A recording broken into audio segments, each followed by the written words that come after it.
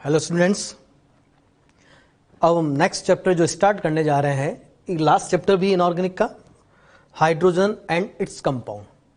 कोई बहुत ज़्यादा इंपॉर्टेंट चैप्टर भी नहीं है, 11th क्लास का चैप्टर है।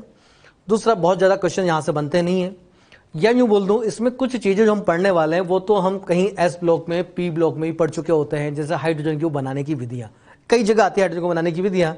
इसका जो टिपिकल इसी का टॉपिक की हम बात कर रहे हैं, तो इसका टॉपिक होता है जल की कठोरता को दूर करने वाले जो उपाय हैं। वो मेनली इसका एक इंडिविजुअल टॉपिक है, बाकी तो कहीं ना कहीं वो हमको केमिकल बॉन्डिंग में, पीरियोडिक टेबल में, एस ब्लॉक में वो चीज़ें मिल जाती है। चलिए स्टार्ट करते हैं हम। सबसे पहले हाइड्रोजन का इंट्रोडक्शन में देखें, ये आवर्त सारणी का सबसे हल्का तत्व, सबसे हल्की गैस है। तो हम जानते हैं कि पहला एलिमेंट है।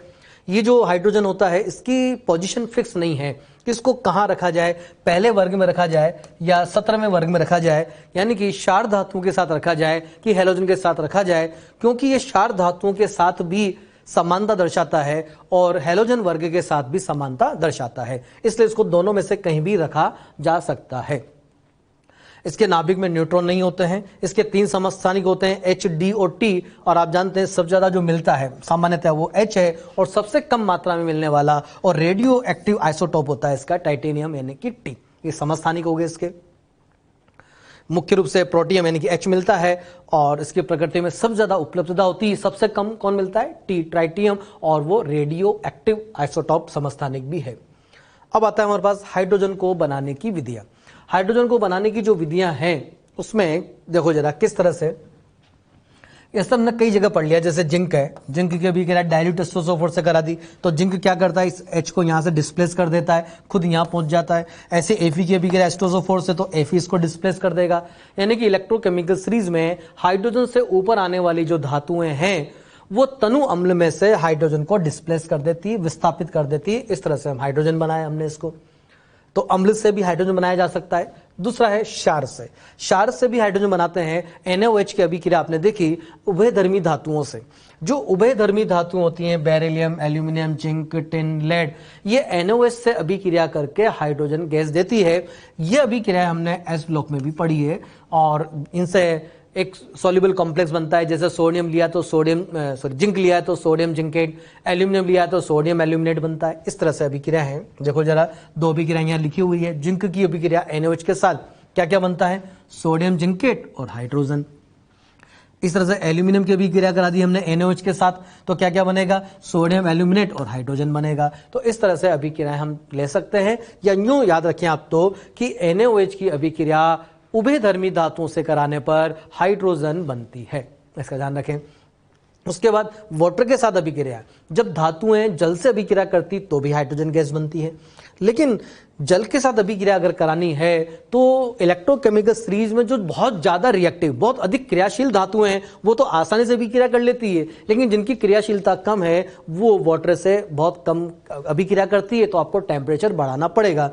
अगर टेम्परेचर बढ़ाना पड़ेगा तो हम यूँ बोल सकते हैं कि हमको गर्म जल लेना पड़ेगा, हॉट वाटर लेना पड़ेगा, या स्टीम या भाप लेनी पड़ेगी। जैसे जैसे क्रियाशीलता कम होती जाएगी टेम्परेचर आपको बढ़ाना पड़ेगा। यहाँ पर हमने कैटेगराइज कर दिया है कि जो बहुत अधिक क्रियाशील है वो तो ठंडे जल के साथ आसानी से अभिक्रिया कर लेंगे, ये आपने यहाँ लिखा फर्स्ट और सेकेंड है। लेकिन लिथियम, बेरिलियम, मैग्नीशियम जो है इनकी क्रियाशीलता कम होती है तो ये आसानी से अभिक्रिया नहीं करते हैं। उसके बाद गर्म जल के साथ जो इनके कंपेरिजन में कम क्रियाशील है। और इलेक्ट्रोकेमिकल सीरीज के अकॉर्डिंग बात करें तो एल्यूमिनियम से क्रोमियम के बीच में आने वाली जो धातुएं हैं। और उसके बाद बात करें Fe से लेकर टिन के बीच की जो धातुएं हैं तो उनके बहुत ही कम क्रियाशील है। तो ऐसे केस में टेम्परेचर और ज्यादा देना पड़ेगा, तो स्टीम के साथ अभिक्रिया करेगी। ओवरऑल मीनिंग इतना सा है जो यहाँ लिखा गया है कि धातु अगर अधिक क्रियाशील है तो आसानी से अभिक्रिया करेगी। धातु की क्रियाशीलता कम हुई तो आपको टेम्परेचर देना पड़ेगा जल के साथ अभिक्रिया कराने में। क्रियाशीलता और कम हुई तो टेम्परेचर और ज्यादा देना पड़ेगा, तब जाकर के वो क्रिया कर पाएंगी। वो धातुएं जल के साथ और कौन सी गैस बनाती है? हाइड्रोजन गैस बनाती है। नेक्स्ट है व्यावसायिक विधि, इंडस्ट्रियल मेथड। लार्ज स्केल पर बनाना हो हाइड्रोजन को तो देखो जरा, एक प्रोसेस तो हमारा ये है वाटर से, जल के साथ। इसका क्या कर दो? इलेक्ट्रोलाइसिस करवा दो। इलेक्ट्रोलाइसिस करते ही आपको H और OH मिलेगा, तो H प्लस जाकर के H2 बना देगा। तो इस तरह से हमको हाइड्रोजन गैस मिल जाएगी। वाटर से हाइड्रोजन बनाया जा सकता है। हाइड्रोकार्बन से भी बनाते हैं। हाइड्रोकार्बन का भी आपने अपघटन करा दिया तो यहाँ जल अपघटन, तो क्या मिल जाता है आपको? हाइड्रोजन गैस मिलती है। सिंपल सिंपल सी अभिक्रिया है, सिंपल सिंपल सी बातें याद रखनी है। अभिक्रियाओं को तो बहुत कम पूछा जाता है, ध्यान रखें। उसके बाद वाटर गैस शिफ्ट रिएक्शन होती है। कार्बन की रिएक्शन करवा रहे हैं वाटर के साथ, टेम्परेचर बहुत हाई है इसलिए इसको भाप स्टीम भी बोला जा सकता है। और क्या बनता है? CO प्लस H2, और CO प्लस H2 हाइड्रोजन तो बन गई, लेकिन CO प्लस H2 के मिक्सचर को ही सिंथेसिस गैस, संश्लेषित गैस भी कहा जाता है, और इसी को वाटर गैस भी कहा जाता है, CO प्लस H2 को। ध्यान रखना है इसका। नेक्स्ट, ये तो हुआ हाइड्रोजन को कैसे बनाया गया। अब हम बात करते हैं उसके कुछ यौगिक। उसमें पहला है हाइड्राइड। हाइड्राइड्स जो हैं ये है आयोनिक हाइड्राइड और अंतराकाशी हाइड्राइड, सहसंयोजक हाइड्राइड। 3 प्रकार के हाइड्राइड होते हैं। आयोनिक, जिसको बोलते हैं लवण या सॉल्ट लाइक हाइड्राइड, एक होता है अंतराकाशी हाइड्राइड या धात्विक हाइड्राइड, एक होता है सहसंयोजक हाइड्राइड। अब समझना जरा, आयोनिक हाइड्राइड कौन बनाएगा? एस ब्लॉक के मेटल्स बनाएंगे। लेकिन बेरियम और मैग्नीशियम को छोड़कर बाकी सभी के हाइड्राइड्स कैसे होते हैं? आयोनिक। एस ब्लॉक के मेटल की बात की, लेकिन कौन नहीं है उसमें? बेरिलियम और मैग्नीशियम नहीं है। उसके अलावा जो एस ब्लॉक का धातु बचा है उसके जो हाइड्राइड्स हैं वो सब कैसे हैं? आयोनिक हाइड्राइड्स हैं। रॉक सॉल्ट जो है NaCl, ये की तरह की संरचनाएं होती है, जैसे NaH ले लिया, ये आयोनिक हाइड्राइड हो गया, ठीक है ना। उसके बाद आता है अंतराकाशी, इंटरस्टिशियल। ये आप पहले भी हम कई बार बात कर चुके हैं कि जो डी ब्लॉक के मेटल्स होते हैं उनकी जो क्रिस्टल स्ट्रक्चर के बीच में खाली जगह आती है, इस तरह से ये लिया हमने कोई भी डी ब्लॉक का मेटल का क्रिस्टल, ये बना दिया मेटल। इस तरह से कई सारे मेटल्स होंगे और इन मेटल के बीच में जो आप जगह देख रहे हैं, खाली जगह, इसी को बोला जाता है अंतराकाशी स्थान। और इसमें अगर हाइड्रोजन आ जाए, H हाइड्रोजन ट्रैप हो जाए, तो इसको बोलते हैं अंतराकाशी हाइड्राइड कहा जाता है। ध्यान रखना, ग्रुप नंबर 7, 8, 9 के जो तत्व हैं वो हाइड्राइड नहीं बनाते हैं और इसलिए इसको हाइड्राइड गैप भी कहा जाता है। वर्ग संख्या 7, 8, 9 वाले तत्वों की हम बात कर रहे हैं। उसके बाद आता है सहसंयोजक हाइड्राइड। पी ब्लॉक के एलिमेंट्स बनाएंगे। अब ये जो पी ब्लॉक के एलिमेंट्स हाइड्राइड बना रहे हैं ये फिर 3 प्रकार के होते हैं। पहला तो है इलेक्ट्रॉन न्यून हाइड्राइड। इलेक्ट्रॉन न्यून हाइड्राइड जैसे कि नेम से ही पता चल रहा है कि अष्टक अपूर्ण होना चाहिए, और ये बनाते हैं वर्ग संख्या 13 के, यानी कि बोरोन फैमिली के हाइड्राइड। जैसे BH3 ऑक्टेट इनकम्प्लीट है, AlH3 ऑक्टेट अष्टक अपूर्ण है, इसको बोलते हैं इलेक्ट्रॉन न्यून हाइड्राइड। दूसरा है इलेक्ट्रॉन पर्याप्त हाइड्राइड। मतलब इलेक्ट्रॉन पर्याप्त का मतलब हो गया जिनका अष्टक पूर्ण है। अष्टक क्या होना चाहिए? 8 इलेक्ट्रॉन होने चाहिए, और ये बनाते हैं वर्ग संख्या 14 वाले तत्व के हाइड्राइड। जैसे कार्बन का हाइड्राइड CH4 के अंदर जो है अष्टक पूर्ण है। कार्बन के बाह्यतम कोश के 4 इलेक्ट्रॉन और 4 मिल गया हाइड्रोजन से, 8 इलेक्ट्रॉन पूरे हो गए। तो एक तो हुआ इलेक्ट्रॉन न्यून, मतलब 8 से कम इलेक्ट्रॉन हो। एक हुआ इलेक्ट्रॉन प्रिसाइज, इलेक्ट्रॉन पर्याप्त है उसके पास, यानी कि 8 इलेक्ट्रॉन है। एक है इलेक्ट्रॉन आधिक्य। अब इलेक्ट्रॉन आधिक्य का मतलब यह है कि अष्टक भी पूर्ण है और लॉन पेयर अभी बचे हुए हैं। अष्टक पूर्ण है और उसके पास क्या है? लॉन पेयर है। जैसे अमोनिया, ये वर्ग संख्या 15, 16 और 17 वाले बनाएंगे। जैसे एग्जाम्पल है अमोनिया। देखना जरा, अमोनिया के बाह्यतम कोश में इलेक्ट्रॉन कितने होते हैं? 5। 1, 2, 3, 4 और 5। और ये जुड़ रहा है हाइड्रोजन के साथ, एक हाइड्रोजन से ही जुड़ गया, तो एक हाइड्रोजन जुड़ा तो एक इलेक्ट्रॉन और मिल गया। तो नाइट्रोजन के 5 इलेक्ट्रॉन तो पहले ही थे, एक यहां से मिला, एक यहां से मिला और एक यहां से मिला, 3 और मिल गए, तो 5 और 3 कितने हो गए? 8। यानी कि अमोनिया में नाइट्रोजन का अष्टक पूर्ण है लेकिन फिर भी उसके पास एक लोन पेयर बचा हुआ है। इनको कहा जाता है इलेक्ट्रॉन आधिक्य हाइड्राइड, इलेक्ट्रॉन रिच हाइड्राइड। जरा वापस से सुनना, हाइड्राइड्स, हाइड्राइड 3 प्रकार के हैं, आयोनिक, अंतराकाशी और सहसंयोजक। आयनिक हाइड्राइड कौन बनाएगा? एस ब्लॉक की धातुएं। किसको छोड़ करके? बेरिलियम और मैग्नीशियम को छोड़ करके बाकी सभी हाइड्राइड कैसे हैं? आयोनिक है। दूसरा अंतराकाशी हाइड्राइड कौन बनाता है? डी और एफ ब्लॉक के जो एलिमेंट्स हैं उनकी जो क्रिस्टल स्ट्रक्चर के बीच में खाली जगह है उसमें हाइड्रोजन अगर आ जाता है तो उसको बोलते हैं अंतराकाशी हाइड्राइड। तीसरा प्रकार है सहसंयोजक हाइड्राइड। कौन बनाएगा? पी ब्लॉक के एलिमेंट्स। अब पी ब्लॉक के जो एलिमेंट्स हाइड्राइड बना रहे हैं उनको बोल रहे हैं सहसंयोजक हाइड्राइड, लेकिन ये फिर 3 प्रकार के हैं। पहला है इलेक्ट्रॉन न्यून यानी कि अष्टक अपूर्ण। दूसरा इलेक्ट्रॉन पर्याप्त यानी कि अष्टक पूर्ण होना चाहिए और लोन पेयर नहीं होना चाहिए। तीसरा इलेक्ट्रॉन आधिक्य, अष्टक पूर्ण हो और लोन पेयर भी उपस्थित हो। तो इस तरह से ये हुआ हमारा हाइड्राइड्स। देखो, जब अब हमको देखना है जल के बारे में, यानी कि water, hard water, soft water की बात कर रहे हैं, मृदु जल और कठोर जल। जल दो प्रकार का, मृदु जल और दूसरा कौन सा है, कठोर जल। अब ये कैसे डिफ्रेंशिएट किया गया है, कैसे विभक्त किया गया है दो भागों में, कि ऐसा वाटर, ऐसा जल जो साबुन के साथ झाग बना दे उसको बोलेंगे मृदु जल, और जो साबुन के साथ झाग नहीं बना रहा है वो क्या है, कठोर जल है। तो कठोरता का क्या कारण है, जल में ऐसे कौन से यौगिक उपस्थित है जिसकी वजह से हम बोल रहे हैं कि कठोर जल है। तो देखो जरा कि कैल्शियम और मैग्नीशियम, क्या बोला मैंने, कैल्शियम Ca+2 और एक मैग्नीशियम +2 के कुछ सॉल्ट प्रेजेंट होते हैं, लवण प्रेजेंट होते हैं। कौन से, बाइकार्बोनेट, क्लोराइड एंड सल्फेट। तो ये अगर उपस्थित हैं, क्या क्या उपस्थित है, बाइकार्बोनेट, क्लोराइड्स और सल्फेट, किसके, कैल्शियम और मैग्नीशियम के, तो उसमें जल में कठोरता होती है। अब ये कठोरता भी दो प्रकार की है, एक है अस्थायी कठोरता और एक होती है परमानेंट यानी कि स्थायी कठोरता। जो टेम्परेरी हार्डनेस है उसका क्या कारण है, bicarbonate of calcium and magnesium, यानी कि कैल्शियम और मैग्नीशियम के बाइकार्बोनेट अगर उपस्थित हैं तो हम बोलेंगे कि उसमें अस्थायी कठोरता है जल में।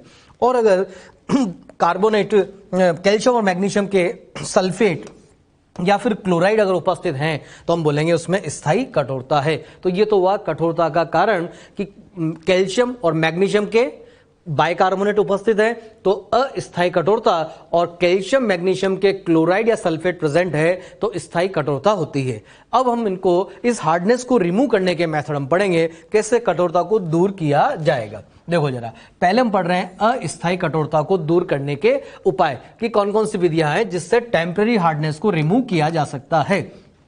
पहला है उबालकर।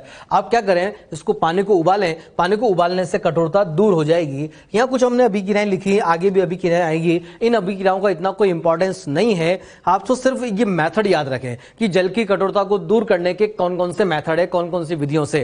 तो अस्थायी कठोरता को दूर करने के दो उपाय हैं, एक तो पानी को उबाल लें, उबालने से क्या होगा, ये जो कैल्शियम बाइकार्बोनेट है जिसकी वजह से कठोरता है, उबालने से वो कार्बोनेट में कन्वर्ट हो गया, ऐसे सॉल्ट में कन्वर्ट हो गया जिसकी वजह से हार्डनेस नहीं होती है।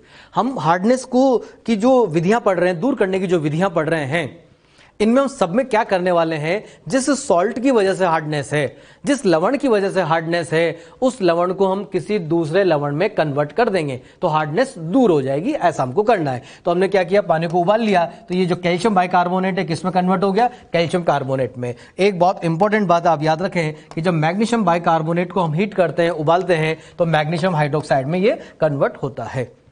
उसके बाद दूसरा मेथड है क्लार्क विधि, क्लार्क मेथड। क्लार्क मेथड में हम क्या करते हैं, कैल्शियम हाइड्रोक्साइड मिला देते हैं। तो कैलकुलेटेड अमाउंट में अगर कैल्शियम हाइड्रोक्साइड मिलाया जाए, ध्यान रखना ये बहुत ज्यादा नहीं हो जाना चाहिए, वरना आर्टिफिशियल हार्डनेस, कृत्रिम कठोरता उत्पन्न हो जाती है। इसलिए कैलकुलेटेड अमाउंट में पहले से ही हमको हार्डनेस को पहले चेक करना पड़ेगा कि कितनी हार्डनेस है, उसके अकॉर्डिंग कैल्शियम हाइड्रोक्साइड मिलाया जाएगा। तो मीनिंग ओवरऑल इतना सा है कि पानी में कैल्शियम हाइड्रोक्साइड मिलाकर भी आप उसकी अस्थायी कठोरता को दूर कर सकते हैं, और कैल्शियम हाइड्रोक्साइड मिलाने वाले इस प्रोसेस का नाम है क्लार्क मेथड।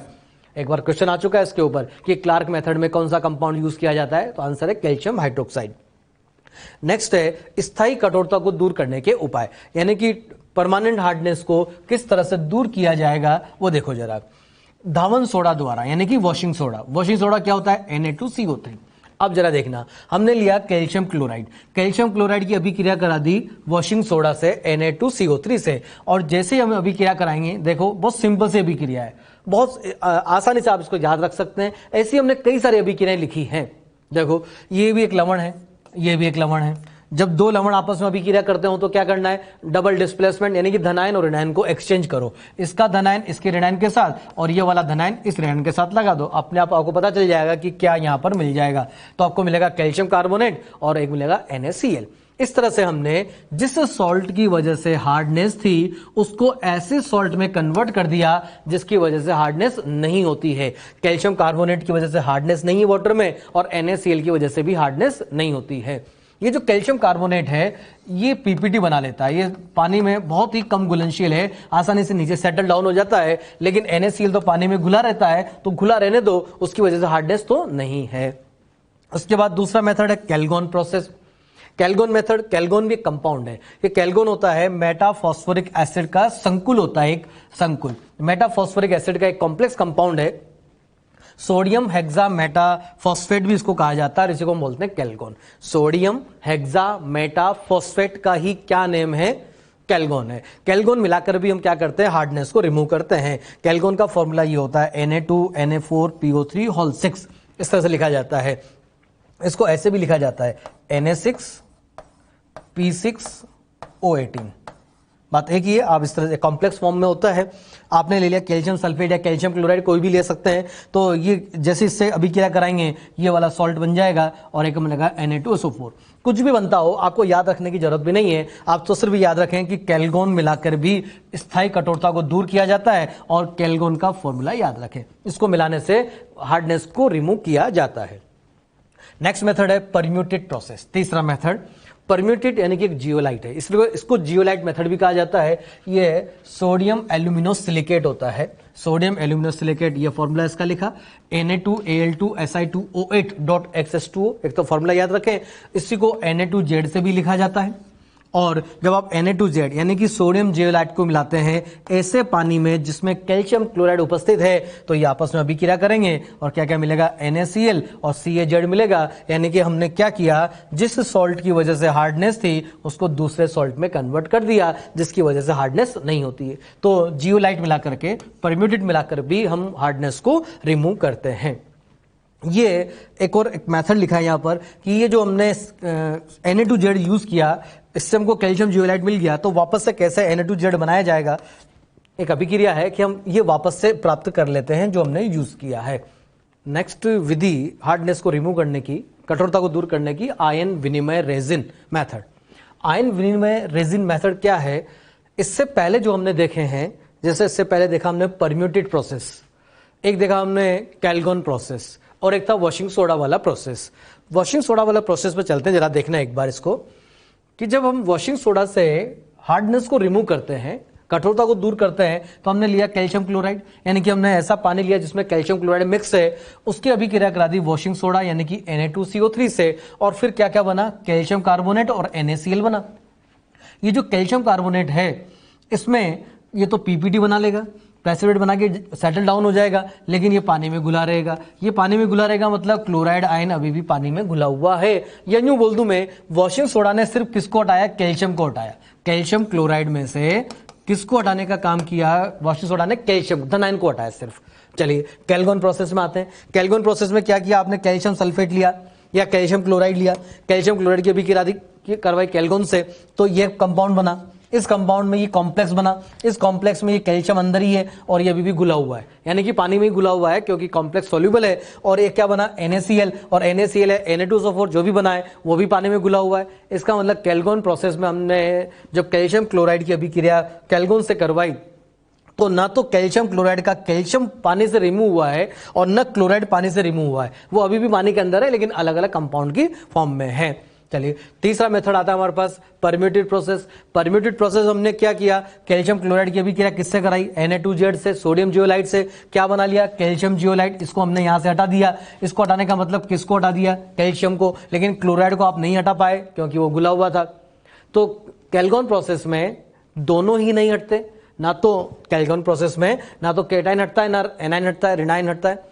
ये जो प्रोसेस है परम्यूटेड, इसमें कौन हटाए? धनायन। और वॉशिंग सोडा से भी किसको हटाया हमने? धनायन को। अब एक मेथड जो पढ़ने जा रहे हैं आयन विनिमय रेजिन, इसमें कैल्शियम क्लोराइड का कैल्शियम भी हटाएंगे और क्लोराइड भी हटाएंगे, यानी कि अशुद्धि का धनायन भी हटाएंगे और ऋणायन भी हटाएंगे। इसमें हम दो चेंबर लेंगे, दो अलग अलग कंपाउंड लेंगे, एक धनायन को हटाएगा और एक ऋणायन को हटाएगा। धनायन हटाने के लिए जो कंपाउंड यूज किया गया है वो है RCOOH, और ऋणायन को एक्सचेंज करने के लिए जो कंपाउंड यूज किया गया वो है RNH3OH। एक धनायन को एक्सचेंज करेगा, धनायन को हटाने का काम करेगा, एक ऋणायन को हटाने का काम करेगा।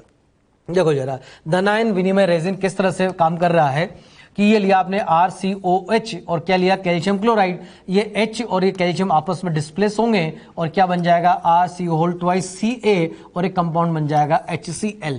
ये H और Cl मिलकर के क्या बना देंगे, HCl, और कैल्शियम यहाँ पर पहुंच जाएगा। इस तरह से हमने एक सिंपल सी अभिक्रिया लिखी। ये जो कंपाउंड यहाँ पर बना है इसको यहाँ से हटाएंगे और इससे हम वापस से इस कंपाउंड को प्राप्त कर लेंगे। इसको बोलते हैं रीजनरेशन ऑफ रेजिन। ये जो कंपाउंड हमने यूज किया तो ये कंपाउंड बना, इसको यहाँ से हटाया जाएगा। अच्छा, दूसरा कंपाउंड क्या बना, HCl बना, और HCl पानी के अंदर है और हम जानते हैं HCl अगर वाटर के अंदर है तो वो आयनाइज फॉर्म में ही रहेगा, तो हमने इसको H+ और Cl- लिखा है। अब हुआ क्या, हमने क्लोराइड अभी पानी के अंदर है, फिर ये पानी दूसरे चेंबर में आया जिसमें रेनाइन एक्सचेंज होगा। देखो जरा, यहाँ पहले से प्रेजेंट है RNH3OH।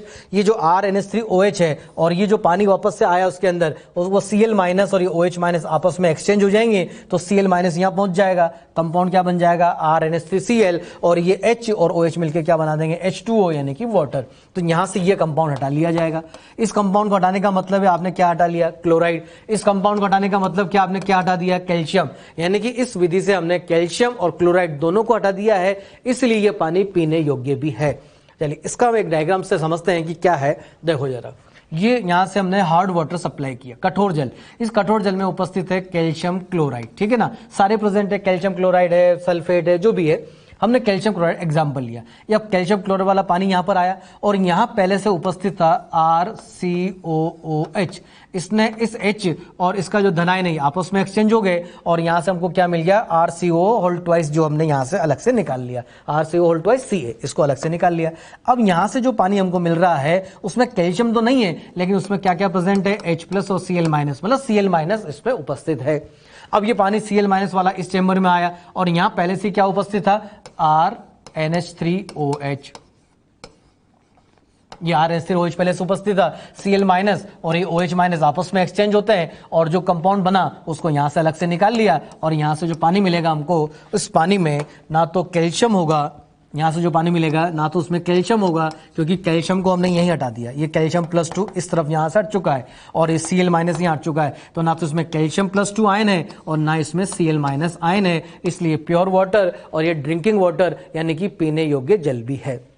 अब एक बात और सुनना जरा, ये जो कंपाउंड यहां से निकल रहा है जिसको हम वेस्ट बोल रहे हैं, एक कंपाउंड जो यहां से निकल रहा है जिसको हम वेस्ट बोल रहे हैं, वो ये कंपाउंड है, ये वाले कंपाउंड जिसके हमने केटाइन और एनाइन को एक्सचेंज किया था। इनसे हम वापस ये कंपाउंड प्राप्त कर लेते हैं, इसी को बोलते हैं रेजिन का रीजनरेशन हो रहा है। तो देखो जरा, ये पुनरुत्पादन, रेजिन का पुनरुत्पादन कैसे कर रहे हैं। ये कंपाउंड हमने धनायन एक्सचेंज से निकाला था, तो वापस एक अभिक्रिया कराते हैं HCl के साथ यानी कि अम्ल के साथ, और ये जो कंपाउंड था RNCCl, इसकी अभिक्रिया कराते हैं क्षार के साथ, तो हमको वापस से वो कंपाउंड मिल जाते हैं। इस तरह से उन कंपाउंड को वापस से प्राप्त कर लिया जाता है। ये अभी तक हमने पढ़ा कठोर जल और मृदु जल क्या है और कैसे उनको दूर किया जाता है। आप सब इतना याद रखें, कोई अभिक्रियाओं को बहुत याद रखने की जरूरत नहीं है, लेकिन विधियों के नाम जरूर याद रखें कि कौन सी विधि से हम हार्डनेस को रिमूव कर रहे हैं और कौन सा कंपाउंड यूज किया जा रहा है। चलिए नेक्स्ट आते हैं हम भारी जल। नेक्स्ट टॉपिक हमारा हैवी वाटर, D2O, ठीक है ना। अब D2O को सबसे पहले पढ़ रहे हैं बनाने की विधि, कैसे बनाया जाता है D2O। जरा सुनना कि जो नॉर्मल वाटर होता है हमारा H2O, उसमें बहुत कम अमाउंट में DB होता है। H भी प्रेजेंट है और D भी प्रेजेंट है, H2O तो होता ही है लेकिन बहुत कम अमाउंट में हाइड्रोजन का एक समस्थानिक और होता है D। फिर हम क्या करते हैं, उसका वैद्युत अपघट्य करवाते हैं। वैद्युत अपघट्य कराने पर क्या होता है, H+ OH- आयन मिलेंगे, लेकिन उसमें थोड़ा बहुत D2O भी है तो D+ OD- भी मिलेगा। जिस तरह H2O आयनाइज हुआ ऐसे D2 भी आयनाइज हुआ।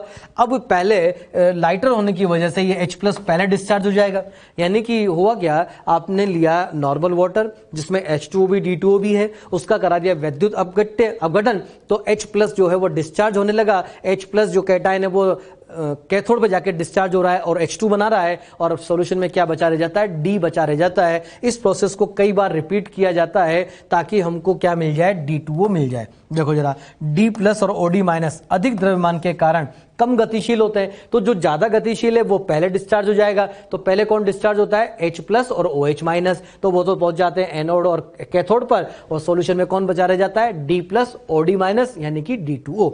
ये प्रोसेस कई बार रिपीट करके हम D2O को ऑब्टेन करते हैं, D2O प्राप्त करते हैं।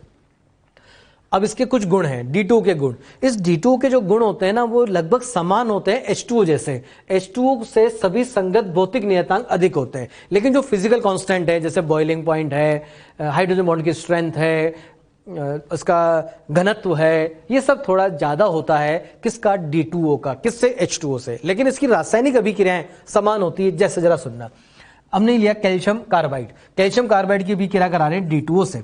पहले मैं कैल्शियम कार्बाइड यहां लिखता हूं CaC2 की अभिक्रिया कराता हूं मैं H2O से, वाटर से। इस अभिक्रिया को हमको जल अपघटन में पढ़ चुके हैं, ये कार्बाइड का जल अपघटन है और बहुत इंपॉर्टेंट अभिक्रिया है। तो एक क्या बनता है, calcium hydroxide CaOH whole twice, और दूसरा कंपाउंड बनता था C2H2 एसिटाइलिन, एसिटिलाइड कार्बाइड है ये। हो गया, याद आ गया होगा को, कैल्शियम हाइड्रोक्साइड C2H2 बना, बिल्कुल सेम अभिक्रिया D2O शो करेगा। इसमें जहां आप H देख रहे हैं उसकी जगह सिर्फ D लिखना है, यानी कंपाउंड क्या बनेगा, CaOD whole twice plus C2D2, ये बन गया। ये एस्टाइलिन और ये ड्यूटेरो एस्टाइलिन, सिर्फ ड्यूटेरो वर्ड यूज कर देते हैं। जैसे Na2 है, Mg3N2, ये देखो जरा ये अभिक्रिया, इसके लिखता हूं मैं Mg3N2 की अभिक्रिया अगर आना है D2O से, तो पहले तो याद करो कि अगर ये H2 होता तो क्या क्या बनता, H2 होता तो बनता MgOH whole twice magnesium hydroxide, और क्या बनता NH3 अमोनिया। लेकिन यहाँ H2O नहीं है, D2O है, तो कुछ नहीं करना है, ये जो H लिखा है, ये जो H लिखा है इसकी जगह आपको D लिखना है बस। तो ये देखो जरा, मैंने इसको चेंज किया, ये हो गया MgOD होल ट्वाइस और ND3, NH3 का नेम अमोनिया, ND3 का नेम ड्यूटेरो अमोनिया। तो इस तरह से वो सेम अभिक्रियाएं दर्शाते हैं। H2O भी D2O भी समान उत्पाद बनेंगे, सिर्फ H की जगह आपको D समस्थानिक लिखना है। ये तो हो गया हैवी वाटर। नेक्स्ट टॉपिक है हमारा हाइड्रोजन पेरोक्साइड यानी कि H2O2। H2O2 को बनाने की विधि देखो, सबसे पहले निर्माण की जो विधियां है, किस तरह से बनाया जा रहा है। बेरियम पेरोक्साइड लिया हमने, क्या लिया है, barium peroxide, hydrated barium peroxide. अभी क्रिया करा दी हमने H2SO4 से, यानी कि सल्फ्यूरिक एसिड से। सल्फ्यूरिक एसिड से अभी क्रिया करवा रहे हैं और हमको क्या मिलेगा, बेरियम सल्फेट तो मिलेगा, साथ में H2O2 भी मिलेगा। यानी कि अम्लीय बेरियम पेरोक्साइड द्वारा जल का मतलब जो हाइड्रेटेड फॉर्म है उससे हमको बनाया जाता है, हाइड्रेटेड बेरियम पेरोक्साइड लिया जाता है, ध्यान रखना। और ये क्या लिखा है, H2SO4, क्या मिलेगा, बेरियम सल्फेट और H2O2 हमको मिलेगा। उसके बाद एक और है, H2SO4 का जो वैद्युत अपघटन करवाते हैं उससे भी हमको H2O2 प्राप्त होता है। ये H2SO4 से क्या मिला हमको, H आयन मिले और एक ऋणायन मिला HSO4 माइनस। ये जो H प्लस आयन है इलेक्ट्रॉन गेन करके H2 बना देगा, और ये जो HSO4 माइनस है 2, ये मिलकर के क्या बना देते हैं, 2 इलेक्ट्रॉन त्याग करेंगे और H2H2O8 बना देंगे। H2H2O8 क्या है ये है पर ऑक्सीडाइज सल्फ्यूरिक एसिड, और जब इसका जल अपघटन कराया जाएगा तो मिलेगा हमको H2SO4 और H2SO5, फिर H2SO5 का जल अपघटन करा देंगे। ये अभिक्रियाएं हम जल अपघटन के समय भी पढ़ चुके हैं, सिर्फ आपको इतना रखना है कि ये मिला और जल अपघटन कराने पर हम क्या प्राप्त कर रहे हैं, H2O2 को प्राप्त कर रहे हैं। तो मीनिंग ये हुआ कि हाइड्रेटेड बेरियम पेरोक्साइड की अभिक्रिया एसिड के साथ, या फिर H2SO4 का वैद्युत अपघटन करा के हम H2O2 को प्राप्त करते हैं। अब H2O2 की कुछ फिजिकल प्रॉपर्टीज हैं, कुछ प्रॉपर्टीज देखो फिजिकल, और दूसरी फिर पढ़ेंगे केमिकल प्रॉपर्टीज। रंगहीन, गंधहीन, द्रव, ये सब एनसीईआरटी के पॉइंट्स हैं, सब एनसीईआरटी की लाइंस हैं, एज इट इज लाइंस यहाँ पर लिखी हुई है। तो मैंने पहले कहा हमने एनसीईआरटी को साथ में पढ़ते जा रहे हैं, लेकिन एक बार आप रीडिंग जरूर लगा लें। इस हाइड्रोजन कंपाउंड चैप्टर में सिर्फ यूजेस जरूर पढ़ लें, जैसे H2O2 के यूज, D2O के यूज, हैवी वाटर कहाँ उपयोग किया जाता है, न्यूक्लियर रिएक्टर्स में, नाभ के भट्टियों में इसको यूज करते हैं, तो वो चीजें एक बार जरूर रीड कर लें। तो उसके वही पॉइंट हमने यहाँ पर लिखे हैं। रंगहीन, गंधहीन द्रव है, और अशुद्ध H2O2 जो है वो ब्लू कलर का आपको नजर आएगा, नीली परत दिखेगी उसके ऊपर, और हाइड्रोजन बॉन्ड बनाता है। H2O2 की जो हाइड्रोजन क्वथनांक है वो ज्यादा होता है, ये क्वथनांक का क्रम है जिसको हमने केमिकल बॉन्डिंग में भी पढ़ा पहले। इंपॉर्टेंट ऑर्डर है क्वथनांक का, बॉइलिंग पॉइंट का। ये द्विक्षारकीय अम्ल है, डाइबेसिक एसिड है, 2H+ दे सकता है, लेकिन एक वीक एसिड है। उसके बाद ऑक्सीकारक और अपचायक दोनों की तरह कार्य करता है, ध्यान रखना। H2O2 ऑक्सीकारक भी होता है और अपचायक भी होता है।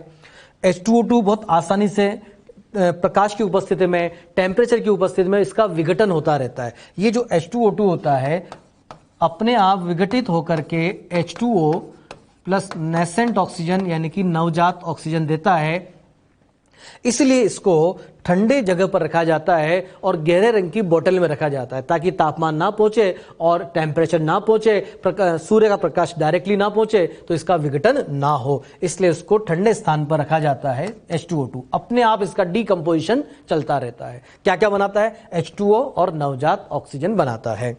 उसके बाद H2O2 को एंटीसेप्टिक की तरह भी यूज किया जाता है H2O2, लेकिन H2O2 प्योर या यूं बोल दूं मैं शांत H2O2 नहीं लिया जाता है। 30% सॉल्यूशन होता है, 30% विलियन होता है H2O2 का, जिसको एज ए एंटीसेप्टिक यूज करते हैं और उस 30% सॉल्यूशन को कहा जाता है पर हाइड्रोल। क्या बोला जाता है उसको? पर हाइड्रोल कहा जाता है, जो एज ए एंटीसेप्टिक यूज होता है। नेक्स्ट रासायनिक गुण में वही ऑक्सीकारक और अपचायक वाली अभिक्रिया, तो H2O2 ऑक्सीकारक भी होता है और अपचायक भी होता है। देखो जरा, किसी अभिक्रिया में H2O2 कन्वर्ट हुआ है O2 में, किसमें कन्वर्ट हुआ है? O2 में। तो जरा देखना कैसे पता करेंगे। H2O2 में ऑक्सीजन -1 स्टेट में होता है और यहां पर होता है 0, तो -1 से 0 में चला गया ऑक्सीजन। -1 से 0 में जाने का मतलब ऑक्सीकरण हुआ है, यानी कि इसका ऑक्सीकरण हुआ है, और जिसका ऑक्सीकरण होता है वो क्या होता है? रिड्यूसिंग एजेंट, यानी कि अपचायक होता है। अब यहां देखना जरा, यहां ऑक्सीजन -1 स्टेट में, यहां ऑक्सीजन -2 स्टेट में, -1 से किस में गया? -2 में। क्या हुआ? अपचयन, और जिसका अपचयन हो जाए वो क्या होता है? ऑक्सीकारक होता है। तो इसका मतलब ये हुआ, कोई अभिक्रिया आपको गिवन है और उसमें H2O2 कन्वर्ट हुआ O2 में, H2O2 किस में कन्वर्ट हुआ? O2 में, तो हम बोलेंगे वहां पर वो रिड्यूसिंग एजेंट की तरह एक्ट कर रहा है। और किसी अभिक्रिया में H2O2 कन्वर्ट हुआ वाटर में, तो हम बोलेंगे वहां पर वो ऑक्सीडाइजिंग एजेंट यानी कि ऑक्सीकारक की तरह कार्य कर रहा है। और अगर ये दोनों में जा सकता है तो हम बोलेंगे कि तो विषमानुपातीकरण यानी कि डिस्प्रोपोर्शनेट हुआ है, क्योंकि इस -1 से -2 भी हुआ है और -1 से 0 भी हुआ है, यानी कि ऑक्सीकरण भी हुआ है और अपचयन भी हुआ है, तो हम बोलेंगे विषमानुपातन हुआ है। इसकी दो अभिक्रियाएं हमने यहाँ पर लिखी हुई है, दो अपचायक और ऑक्सीकारक व्यवहार। देखो जरा, ऑक्सीकारक की तरह कार्य करेगा तो किस में कन्वर्ट होगा? H2O में। अगर ये ऑक्सीकारक बन रहा है, ऑक्सीडाइजिंग एजेंट, तो कोई ना कोई रिड्यूसिंग एजेंट भी होना चाहिए, तो ये रिड्यूसिंग एजेंट हो जाएंगे, इस तरह से कन्वर्ट हो जाएंगे। ऐसे हमने कई बार लिखा है, K2CR2 KMnO4 सब में हमने इसको बनाया है। सेम इसी तरह से अपचायक भी हो सकता है, अगर रिड्यूसिंग एजेंट है तो किस में कन्वर्ट होगा? ये O2 में कन्वर्ट होगा, ध्यान रखें। और ये अगर अपचायक बन रहा है, रिड्यूसिंग एजेंट, तो फिर ये सब क्या है?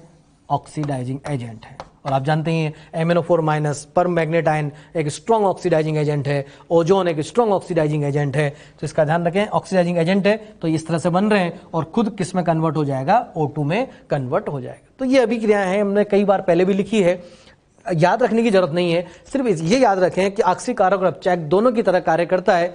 और जब कोई अभिक्रिया दी जाएगी आपको, आपके सामने 4 अभिक्रियाएं लिखी हुई, आपसे पूछा जाए H2O2 यहाँ कहाँ ऑक्सीकारक बन रहा है या कहाँ अपचायक बन रहा है, तो आप उसमें ऑक्सीजन का जो ऑक्सीडेशन नंबर है उसको देख करके पता लगा सकते हैं। वहां जो क्रियाकारक हैं और जो उत्पाद की तरफ बन रहे हैं उनमें ऑक्सीकरण अंक निकाल के बता सकते हैं। तो ऐसा कोई याद रखने की इनको जरूरत नहीं होती है।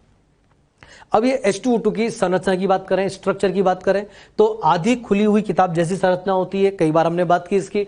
और आधी खुली हुई किताब और नॉन प्लेनर है, ध्यान रखें। जैसे ये वाला H और ये वाला H दोनों समान तल में नहीं है, ये इस तरह से आधी खुली हुई किताब, एक अगर ऊपर वाले तल में हाइड्रोजन है तो एक हाइड्रोजन नीचे वाले तल में है, इस तरह से ये। तो और इनके बीच में कुछ कोण बन रहा है, इस कोण का भी याद रखें कि जैसे आधी खुली हुई किताब तो है, लेकिन एग्जैक्ट 90 डिग्री नहीं है, 90 डिग्री पर नहीं खुली हुई है किताब, ये 111 डिग्री पर खुली हुई किताब है, यानी कि 90 डिग्री थोड़ा सा ज्यादा टेम्परेचर, ज्यादा कोण होता है यहाँ पर।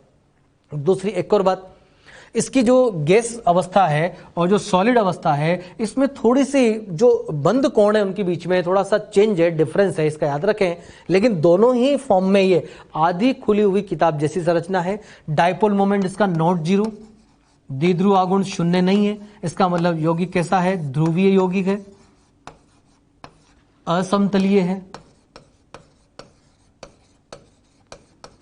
असमतलीय है। ऑक्सीजन का अगर संकरण पूछा जाए तो sp3 आएगा, 2 सिग्मा और 2 लोन पेयर। कोई भी ऑक्सीजन को देख लें, सिग्मा 2 बनाएगा और 2 लोन पेयर होंगे, तो संकरण हो गया sp3। इस तरह की चीजें आप याद रखें कि इसकी संरचना संकरण और समतलीय, असमतलीय, इस तरह से। नेक्स्ट, इसके हाइड्रोजन पेरोक्साइड के कुछ उपयोग हैं। ये विरंजक यानी कि ब्लीचिंग एजेंट होता है, ये ब्लीचिंग एजेंट में हम पढ़ चुके हैं पहले। एंटीसेप्टिक की तरह यूज किया जा सकता है, इसका 30% सॉल्यूशन। और ये जो H2O2 और H2H4 इनको मिला करके रॉकेट ईंधन में इसको यूज किया जाता है, रॉकेट में इसका एज ए फ्यूल यूज करते हैं। और बालों को रंग प्रदान करने के लिए जो डाई होती है उसमें भी H2O2 का यूज होता है। ये यहां पर हमने कंप्लीट कर लिया है हाइड्रोजन इट्स कंपाउंड चैप्टर, और इसी के साथ हमने इनऑर्गेनिक केमिस्ट्री के सारे चैप्टर कंप्लीट कर लिए हैं। बच्चों बहुत ढंग से पढ़ें, अच्छे से पढ़ें और क्वेश्चन जरूर करते रहें। मैं एक ही बात कहना चाहूंगा लास्ट में कि क्वेश्चन जितने ज्यादा से ज्यादा आप सोल्व कर सकते हैं उतने ज्यादा सोल्व करें। क्वेश्चन से डरना नहीं है। खाली थ्योरी पढ़ने से काम नहीं चलेगा कि कोई टॉपिक आपने पढ़ लिया, आपको वो याद हो गया तो आप ये मान लें कि मेरा ये कंप्लीट है। नहीं, जब तक क्वेश्चन नहीं किए उस टॉपिक पर, जब तक वो कंप्लीट नहीं माना जाएगा। ध्यान रखें। तो क्वेश्चन ज्यादा सोल्व करें और डाउट पूछते रहे। थैंक यू भाई।